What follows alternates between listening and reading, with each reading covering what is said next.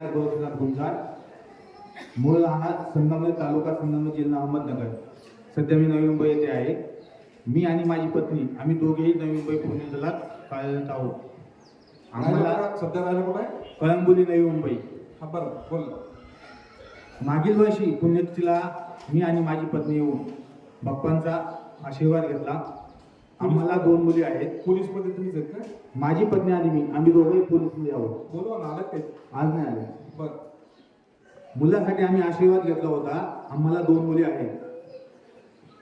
आता सध्या माझी पत्नी ही 8 महिन्याची गरोदर आहे आणि डॉक्टरांनी तिला सांगितलंय की पुढच्या महिन्यामध्ये 9व्या महिन्यामध्ये तिची डिलिव्हरी करावी लागेल, कारण की पहिले 2 सीझर झाल्यामुळे 3रं सीझर आपल्याला करावे लागेल. हा माझा अनुभव आहे. आता मुलगाच आहे का? मुलगाच आहे. कशावरून?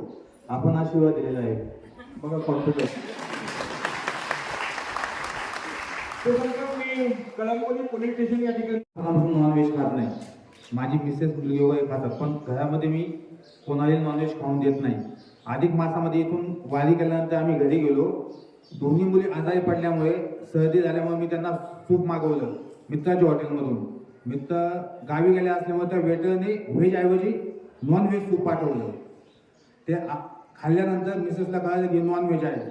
त्याच दिवस आम्ही बाजूला ठेवलं आणि महाराजांना फोन केला. महाराजांनी फोन उचलला नाही. रात्री खूप उशीर झाला होता. रात्रभर मी विचार करत बसलो.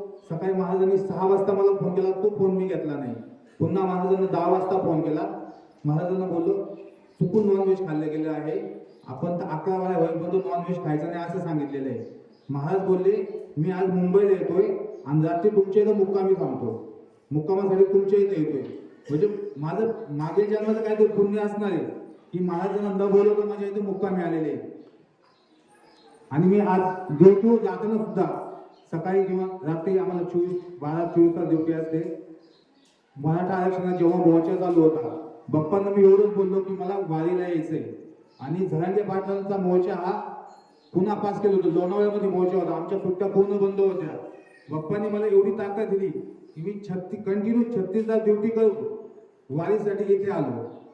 सकाळी ड्युटी झाला. बाप्पांना मी एवढंच सांगतो, बाप्पा माझ्या हातून गरीबाहू कोणताही अन्याय होऊन देऊ नको. श्रीमंताहून झालं तर काही अडचण नाही. नको. होय. श्रीमंतावर नको, हे पण नको आपल्याला. आता मुलगाच आहे का? मुलगाच आहे. कशावरून? आपण आशीर्वाद दिलेला आहे. बघा कॉन्फिडन्स. तो सांगतो मी कळंबोली पोलीस स्टेशन या ठिकाणी